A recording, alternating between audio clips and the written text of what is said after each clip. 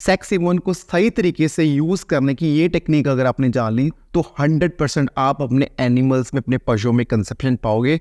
तो इसी को डिटेल में डिस्कस करते हैं, तो बने रहिए मेरे साथ इस वीडियो में। नमस्कार किसान भाई, this is doctor Charandeep Singh और मैं सबका स्वागत करता हूं यूट्यूब चैनल पे। आज हम डिस्कस करने वाले हैं सेक्स हार्मोन के बारे में। सेक्स हार्मोन का टॉपिक सभी को ऑलमोस्ट पता है कि सेक्स हार्मोन क्या होता है, इससे कटड़ी और बछड़ी आती हैं, लेकिन इसके बहुत सारे फायदे हैं। लेकिन कुछ फायदे हैं जो मैं आपको अभी फिलहाल बताऊंगा और उसके बाद मैं आपको वो टेक्निक बताऊंगा जिससे आपने ये यूज करना है सेक्स हार्मोन। सबसे इंपॉर्टेंट तो बात यही है कि हम घर बैठे ही अपने फार्म की ब्रीड बहुत अच्छे से इसको इम्प्रूव कर सकते हैं।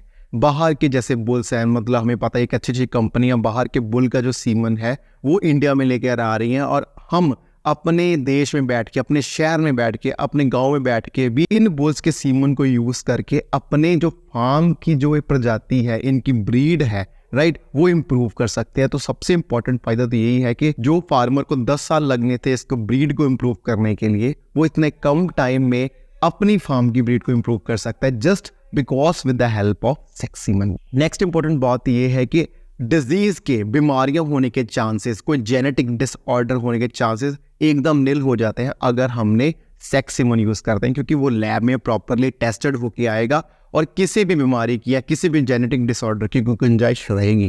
नेक्स्ट इंपॉर्टेंट पार्ट है डिस्टोकिया। डिस्टोकिया मतलब जब काविंग होती है तो उसमें जो दिक्कत आती है गाय भैंस को, वो दिक्कत आने के चांसेस बहुत कम हो जाते हैं अगर हम सेक्स हार्मोन यूज करते हैं, क्योंकि मोस्टली इसमें क्या होता है, फीमेल काफ्स ही होते हैं। और हमें पता है कि ये स्टडीज भी बताते हैं कि मेल काफ जब होगा तो डिस्टोकिया के चांसेस ज़्यादा बढ़ते हैं। तो एक इंपॉर्टेंट एस्पेक्ट ये है कि डिस्टोकिया होने के चांसेस, कोई भी आगे जाके यूट्राइन इन्फेक्शन होने के चांसेस कम हो जाते हैं अगर हम सेक्स हार्मोन यूज करते हैं। जो सबसे बड़ा पहले चैलेंज था प्राइस का, कि ये बहुत महंगे होते हैं, लेकिन अब तो गवर्नमेंट्स ने इतनी अच्छी अच्छी सब्सिडीज निकाली हुई है ना कि आप जो ये महंगे महंगे सीमन है जिसका रेट 1500-2000 तक था, वो कम होकर इतना निःशुल्क हो गया कि आप एक नॉर्मल आम फार्मर भी यूज इसको कर सकता है। तो गवर्नमेंट ने इसमें बहुत सहायता की है हमारे आम फार्मर्स की, ताकि हम अपने कम रेट में भी अपने फार्म्स की ब्रीड को सुधार सकें सेक्स हार्मोन के यूज करके। अब हम डिस्कस करते हैं वो टेक्निक्स, वो 2 पॉइंट्स अगर आपने यूज कर लिए तो आप सेक्स हार्मोन से जो कंसेप्शन 100% ले सकते हो। तो सबसे पहला पॉइंट है मेरा थॉइंग का। थॉइंग मतलब जब हम सीमन को, अपने सीमन जो एक स्ट्रिप है उसको निकालते हैं हमने सिलेंडर से, तो तब उसको थॉइंग करते हैं। थॉइंग मतलब उसको 37 डिग्री टेम्परेचर, 37 डिग्री टेम्परेचर पर रखते हैं। तो नॉर्मली क्या होता है कि थॉइंग, जो एआई वर्कर्स हैं या कोई डॉक्टर है, नॉर्मली क्या करता है कि थॉइंग का टेम्परेचर रख के उसको 30 सेकंड से 45 सेकंड तक थॉइंग करते हैं, राइट।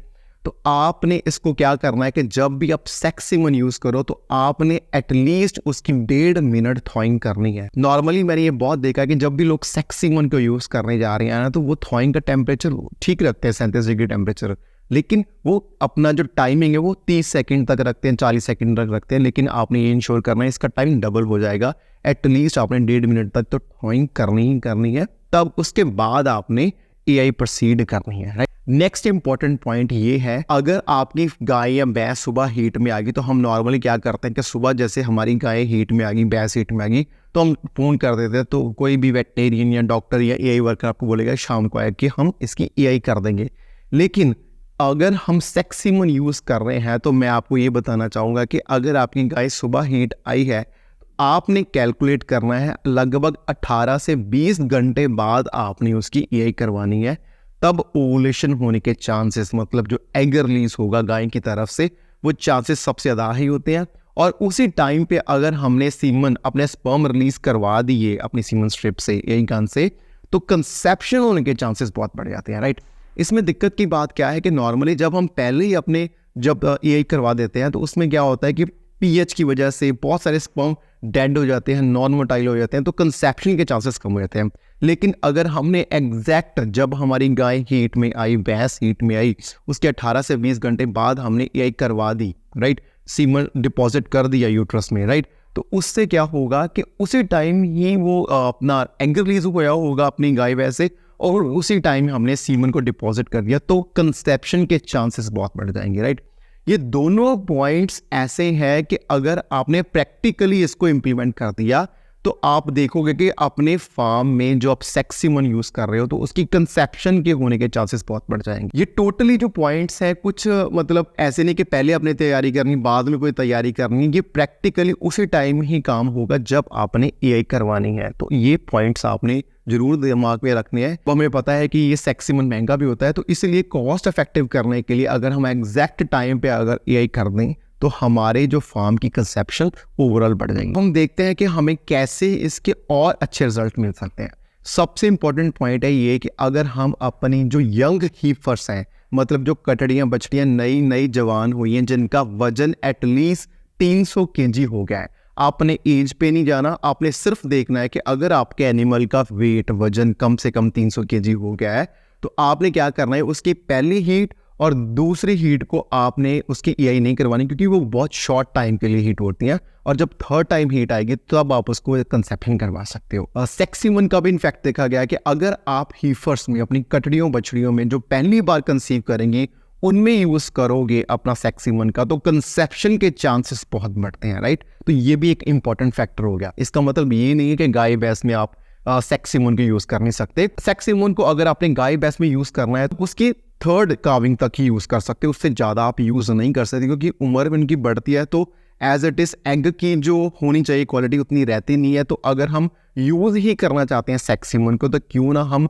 अपने एक यंग एनिमल को करें जिसका एग का जो क्वालिटी हो वो भी बेहतरीन हो, राइट। क्योंकि स्पर्म तो हमने ले लिए हाई क्वालिटी के, तो उसके लिए एग की क्वालिटी भी अगर हमें मिल जाए, बेहतर क्वालिटी मिल जाए तो कंसेप्शन होने के चांसेस बहुत बढ़ जाएंगे। एक और इम्पोर्टेंट पॉइंट है कि अगर आपने जैसे गाय भैंस में भी इसकी एआई करवानी है, सेक्सिमन यूज करना है, तो आपने इतना ध्यान रखना है कि उसका प्रीवियस कोई बीमारी होने का, जैसे कई बार पशु में क्या होता है कि पिछले सूए में पायोमेट्रा पस वगैरह आती है, यूट्रस की कोई ना कोई दिक्कत आती है, लुकोरिया के कुछ ना कुछ इश्यूज होते हैं, राइट। तो ये चीजें ना हो तो फिर आप गाय भैंस में इसकी एआई करवा सकते हैं सेक्सिमन की यूज कर। जो मेरे फार्मर भाईस है उनके लिए सबके लिए ये इन्फॉर्मेशन इतनी इनफ थी, लेकिन अगर कुछ समझ आ जाता है कि सेक्सिमन बनता कैसे है तो मैं 2 मिनट में आपको एक्सप्लेन कर दूंगा। कि आपको पता है कि नॉर्मली एक्स क्रोमोसोम जब जुड़ते हैं तो एक बछड़ी कटड़ी बनती है, और XY जब क्रोमोसोम जुड़ते हैं तो एक मेल कटड़ा बछड़ा बनता है, राइट। अब हमें पता है कि जब भी एक काफ बॉर्न होगा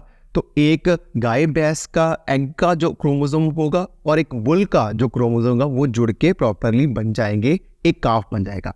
अब सेक्सिमन में क्या होता है कि सेक्सिमन में लैब में एक प्रोसेस होता है फ्लो साइटोमीटर, जिसमें क्या करते हैं कि एक्स क्रोमोसोम को, जो फीमेल को पैदा करने वाला क्रोमोसोम होगा, उसको डिफरेंशिएट कर देते हैं, अलग कर देते हैं, और वाई क्रोमोसोम को अलग कर देते हैं। अब ये प्रोसेस होता है फ्लो साइटोमेट्री। अब पता है कि एक्स क्रोमोसोम में थोड़ा सा डीएनए ज्यादा होता है, 3.5% डीएनए ज्यादा होता है, जिसकी वजह से वो प्रॉपरली डिटेक्ट हो जाता है, जिसकी वजह से हम एक्स क्रोमोसोम को सेपरेट करके सेक्सिमन के तौर पे यूज कर सकते हैं। तो ये छोटा सा प्रोसेस है जिसमें हम एक्स क्रोमोसोम को सेपरेट कर सकते हैं ताकि हम कटड़ियाँ बछड़ियाँ फार्म में आए और हमारे फार्म की प्रोडक्टिविटी और जेनेटिक्स इंप्रूव हो, राइट।